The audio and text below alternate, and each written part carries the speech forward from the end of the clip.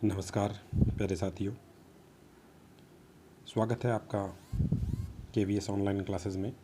सर्वोत्तम हिंदी क्लासेस के माध्यम से आज हम पढ़ेंगे वाक्य के भेद, जो कि रचना के आधार पर आज हम पढ़ेंगे।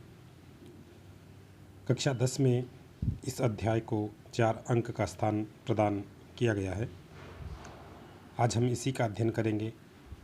चलिए बढ़ते हैं हम हमारे इस अध्याय की ओर वाक्य रचना के आधार पर।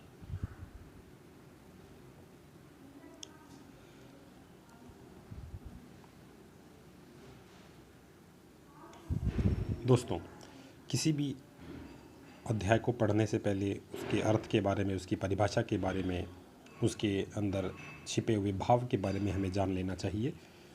तो सबसे पहले हम बात करेंगे अर्थ एवं परिभाषा।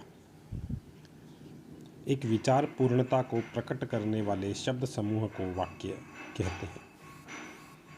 भाई, आप वाक्य कहते किसे हो? एक विचार पूर्णता यानी एक सार्थक, 2 या 2 से अधिक सार्थक शब्दों के मेल को ही हम वाक्य का दर्जा देते हैं। तो ये तो निश्चित है कि ये शब्द समूह होता है। अतः संक्षिप्त रूप में हम कह सकते हैं कि शब्दों का सार्थक समूह ही वाक्य कहलाता है। वाक्य के भेद की ओर बढ़ने से पहले हम वाक्य के अंग की चर्चा कर लेते हैं कि वाक्य के कितने अंग होते हैं।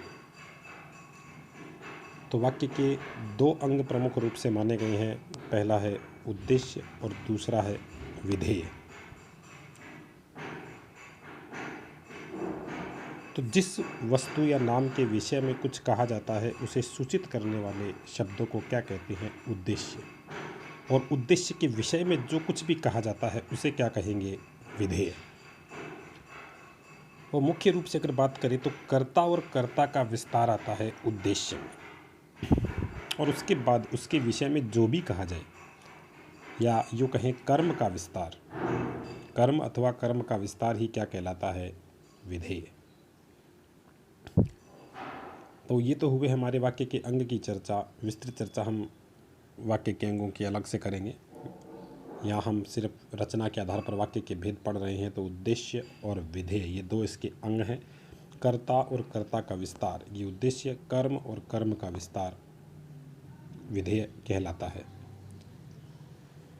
तो उद्देश्य एवं विधेय का हम उदाहरण के द्वारा थोड़ा सा स्पष्टीकरण कर लेते हैं ताकि आप लोगों की समझ में ये आसानी से आ जाए। तो उद्देश्य है आत्मा अमर है, घोड़ा दौड़ रहा है और राम ने रावण को मारा। तो उद्देश्य की चर्चा करें इन 3 उदाहरण में, तो इनमें देखिए आत्मा, घोड़ा और राम, ये चीज़ें क्या है? ये कर्ता है, यहाँ पर करने वाले हैं। तो ये सब क्या होंगे? उद्देश्य। और इनके साथ जो इनका विभक्ति चिन्ह जुड़ेगा वो भी इसी में शामिल होगा, क्योंकि हमने बात की थी कर्ता और कर्ता का विस्तार। तो आत्मा अमर है, इसमें कोई विस्तार नहीं है। घोड़ा दौड़ रहा है, यहाँ पर भी कोई विस्तार नहीं है। लेकिन राम ने, यहाँ पर विभक्ति चिन्ह के साथ इसका विस्तार हुआ है, तो राम ने भी उद्देश्य में शामिल होगा। और विधेय, इसके बाद जो भी बचता है वो सब विधेय में शामिल करेंगे। या यूँ कहें कर्म और कर्म का विस्तार, तो अमर है ये कर्म का विस्तार है, दौड़ रहा है, रावण को मारा, तो ये सब चीज़ें क्या है? विधेय हैं। अब हम चर्चा कर लेते हैं हमारे वाक्य के भेद की। वाक्य के भेद 2 प्रकार से किए जाते हैं। पहला अर्थ के आधार पर और दूसरा रचना के आधार पर। सॉरी, यहाँ पर अर्थ ही लिखा जा चुका है। तो पहला है अर्थ के आधार पर और दूसरा है रचना के आधार पर। अर्थ के आधार पर आप लोग पिछली क्लासेस में पढ़ चुके हैं। 8 भेद किए गए हैं अर्थ के आधार पर। कितने हैं? 8। विधानवाचक वाक्य, जैसे राम विद्यालय जा रहा है। प्रश्नवाचक वाक्य, क्या राम विद्यालय जा रहा है? निषेधवाचक, राम विद्यालय नहीं जा रहा है। संदेहवाचक, शायद राम विद्यालय जा रहा है। इच्छावाचक, राम आपकी उम्र बहुत लंबी हो। आदेशवाचक, राम आप विद्यालय जाओ। विस्मयादिबोधक, वाह राम विद्यालय जा रहा है। और संकेतवाचक, यदि राम विद्यालय जाएगा तो पढ़ पाएगा। तो ये 8 प्रकार हम हमारी पिछली क्लासेस में पढ़ चुके हैं, बड़े ही अच्छे से हम इनका अध्ययन कर चुके हैं। आगे इस 10th क्लास के बारे में हम बात करें तो इस बार है रचना के आधार पर वाक्य के भेद। तो 3 ही भेद हैं रचना के आधार पर वाक्य के: सरल वाक्य, संयुक्त वाक्य और मिश्र वाक्य।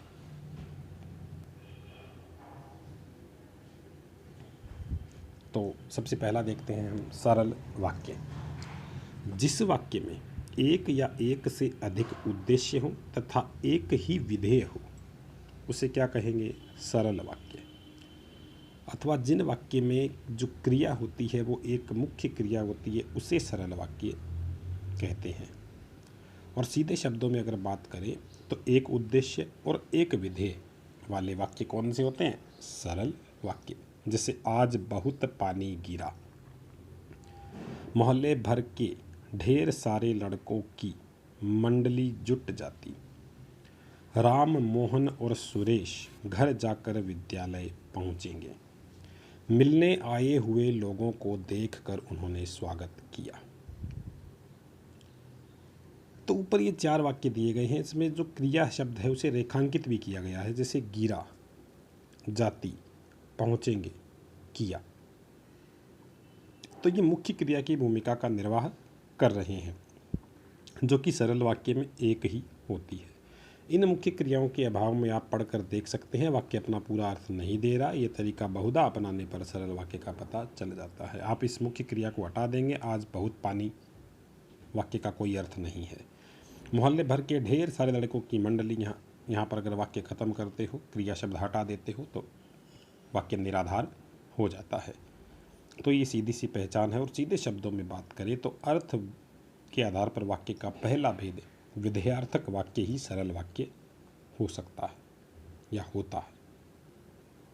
अगला है संयुक्त वाक्य। जैसा कि नाम से पता चल रहा है, संग और युक्त, एक के साथ दूसरा युक्त है, जुड़ा हुआ है। तो जिन वाक्यों में 2 सरल वाक्य किसी न किसी समुच्चय बोधक अव्यय संयोजक से जुड़े रहते हैं वे संयुक्त वाक्य कहलाते हैं।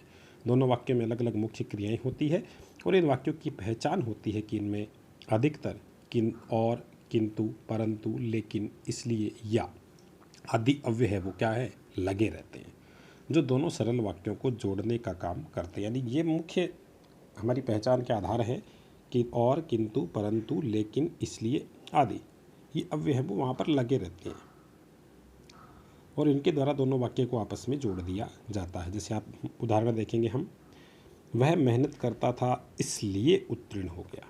तो उत्तीर्ण हो गया से एक स्वतंत्र वाक्य है, वह मेहनत करता था एक स्वतंत्र वाक्य है। इन दोनों को आपस में जोड़ा है इसलिए अव्यय के द्वारा। खेती करनी है इसलिए बीज इकट्ठा कीजिए। हम लोग नहीं मिले और तिवारी जी सीधे पाठशाला चले गए।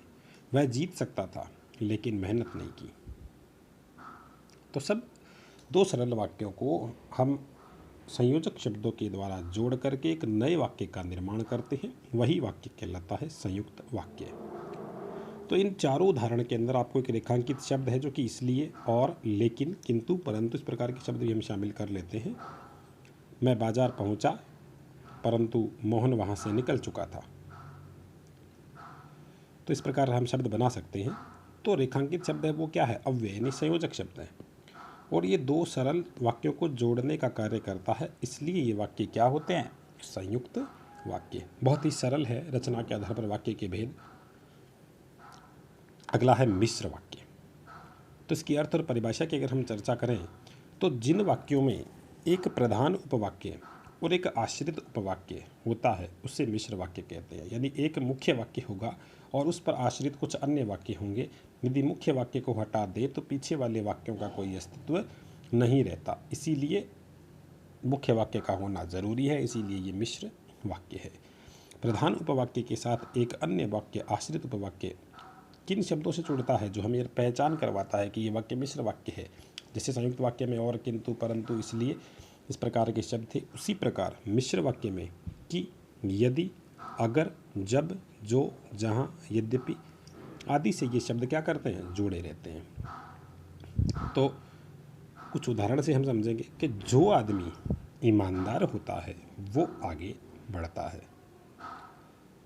तो वो आगे बढ़ता है, ये शब्द, जो आदमी ईमानदार होता है वो हमेशा आगे बढ़ता है, ये दोनों एक दूसरे से जुड़े हुए हैं, एक के बिना दूसरे का अस्तित्व नहीं है। जब हम लोग मिल न सके तब तिवारी जी सीधे पाठशाला चले गए। कहा जा सकता है कि मूर्ति संगमरमर की थी, बीज इकट्ठा हो तो सूरजमुखी की खेती की जाए, खेती टाइप हो गया। तो इन वाक्यों में रेखांकित अव्यय पदों से शुरू होने वाले उपवाक्य आश्रित उपवाक्य हैं और अन्य उपवाक्य प्रधान उपवाक्य हैं। ध्यान रहे कि प्रधान उपवाक्य की क्रिया अधिकतर पूरे वाक्य की मुख्य क्रिया की भूमिका निभाती है। जैसे प्रधान उपवाक्य और आश्रित उपवाक्य की हम पहचान कैसे करेंगे, तो देखिए, प्रधान उपवाक्य और आश्रित उपवाक्य की पहचान के लिए सामान्य तौर पर किसी मिश्र वाक्य को पहले सरल बदल लेना चाहिए। जो भी मिश्र वाक्य आपको दिया जा रहा है उसे आप एक सरल वाक्य में बदल लें। सरल में बदलने के बाद जिस उपवाक्य की क्रिया का रूप परिवर्तित हो जाता है वो वाला भाग आश्रित उपवाक्य होगा। जब सरल में हम बदल लेंगे तो जिस उपवाक्य की क्रिया का रूप बदल जाएगा वो भाग आश्रित होगा, और जिसका रूप वैसा का वैसा बना रहेगा वो वाला भाग प्रधान उपवाक्य होगा। उदाहरण से हम देखेंगे, जब हम लोग मिल न सके तब तिवारी जी सीधे पाठशाला चले गए। तो इसे सरल रूप में बनाएंगे हम, हमारे नहीं मिलने के कारण तिवारी जी सीधे पाठशाला चले गए। तो इस मिश्र वाक्य में आप देख पा रहे हैं कि दो उपवाक्य की दो क्रियाओं को रेखांकित किया गया, एक तो मिल सके और एक चले गए। तो एक है मिल सके और दूसरी है चले गए। अब आप सरल वाक्य में बदलने पर देख सकते हैं कि मिल सके क्रिया का रूप परिवर्तन हो गया। मिल सके किस में बदल गई, मिलने के कारण, और चले गए क्रिया के रूप में कोई बदलाव नहीं हुआ। अतः चले गए क्रिया वाला भाग तिवारी जी सीधे पाठशाला चले गए, यह प्रधान उपवाक्य होगा, और हम लोग न मिल सके ये वाला भाग आश्रित उपवाक्य होगा। वैसे अधिकतर जो, जब, जहाँ, जिस, की, यहाँ, यद्यपि आदि से जुड़े हुए वाक्य होते हैं वो आश्रित उपवाक्य होते हैं, और अन्य होते हैं वो प्रधान उपवाक्य होते हैं। ये थोड़ी सी पहचान है, अधिकतर में ऐसा होता है। आश्रित उपवाक्य के भेद, अब हम बात कर लेते हैं आश्रित उपवाक्य के भेदों की। तो आश्रित उपवाक्य के प्रमुख रूप से तीन ही भेद होते हैं। पहला संज्ञा उपवाक्य, दूसरा विशेषण उपवाक्य, और तीसरा क्रिया विशेषण उपवाक्य। तो हम बात कर लेते हैं इनकी। संज्ञा उपवाक्य, मुख्य उपवाक्य की किसी संज्ञा या संज्ञा वाक्यांश के बदले जो उपवाक्य आता है उसे संज्ञा उपवाक्य कहते हैं। यानी मुख्य उपवाक्य की किसी भी संज्ञा या उसके वाक्यांश के बदले में जो भी उपवाक्य आता है उसे ही संज्ञा उपवाक्य कहते हैं, और ये उपवाक्य अधिकतर की से प्रारंभ होते हैं, यानी जिनमें लगभग की जुड़ी होती है 99%, वो शब्द क्या होंगे, संज्ञा उपवाक्य। बाल गोविंद भगत जानते हैं कि बुढ़ापा आ गया, तो रेखांकित शब्द है बुढ़ापा आ गया, ये संज्ञा का आश्रित उपवाक्य है। इसी प्रकार विशेषण आश्रित उपवाक्य, मुख्य उपवाक्य की किसी संज्ञा की विशेषता बताने वाले उपवाक्य विशेषण उपवाक्य कहलाते हैं, और ये प्राय किससे शुरू होते हैं, जो, जिसे, जिनको, जिन्हें, जिन्होंने इत्यादि से शुरू होते हैं। जैसे जो व्यक्ति परिश्रम करता है वो सदैव सफल होता है। तो जो व्यक्ति, एक तो हमारी पहचान आ रही है कि जो व्यक्ति परिश्रम करता है, तो ये विशेषण आधारित है। तो रेखांकित उपवाक्य आगे वाले प्रधान उपवाक्य की संज्ञा की विशेषता बता रहा है।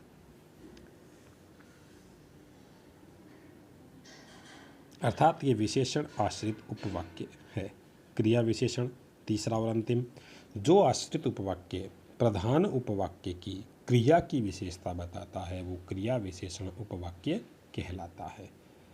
तो जब सवेरा हुआ तब हम लोग बाहर गए, तो रेखांकित आश्रित उपवाक्य प्रधान उपवाक्य की क्रिया की विशेषता बता रहा है। यहाँ क्रिया विशेषण आश्रित उपवाक्य है। जब सवेरा हुआ तब हम बाहर गए, तो ये उपवाक्य जब, जहाँ, जिधर, ज्यों, यदि, क्योंकि आदि से शुरू होते हैं। क्रिया विशेषण के उपवाक्य किससे शुरू होंगे, जैसे, जहाँ, जब, जिधर, ज्यों, यदि, क्योंकि आदि। इसी प्रकार विशेषण वाले किन से शुरू हो रहे थे, जो, जिसे, जिनको, जिन्हें और जिन्होंने। और संज्ञा वाले लगभग की से प्रारंभ होते हैं। अब हम इनकी कुछ परिवर्तन की चर्चा कर लेते हैं जो आपके एग्ज़ाम में इसी प्रकार परिवर्तन करवाए जाते हैं।